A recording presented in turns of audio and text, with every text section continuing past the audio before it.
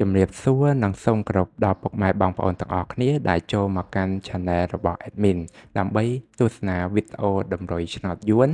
សម្រាប់ថ្ងៃទី15ខែ3ឆ្នាំ2025សម្រាប់វេលាម៉ោង4កន្លះនិងម៉ោង6កន្លះដូច្នេះកុំបង្អង់យូរសូមពុកម៉ែបងប្អូនកលេចមកមើលតម្រុយ2លេខតម្រុយ2លេខ Admin គឺមានលេខ25 27 86 87សម្រាប់ប៉ោះ ABCD បន្តមកគឺខ្ទង់អូស admin គឺអូននៅខ្ទង់20និងខ្ទង់8សម្រាប់ប៉ោះ ABCD ដូចគ្នាបន្តមកគឺលេខពិសេស admin គឺមានលេខ376គុណ102គុណនិង327គុណដែលលេខទាំងអស់នេះសុទ្ធសឹងតែជាលេខដែលមានសង្ឃឹមថានឹងចេញខ្ពស់សម្រាប់ថ្ងៃនេះអរគុណពុកម៉ែបងប្អូនទាំងអស់គ្នាដែលបានទស្សនាវីដេអូនេះពីដើមរហូតដល់ចប់ក៏ជូនពរពុកម៉ែបងប្អូនទាំងអស់គ្នាធ្វើការសងសំណាននៅថ្ងៃថ្មីទទួលបាននូវការហេងឆ្នះចំទាំងអស់គ្នា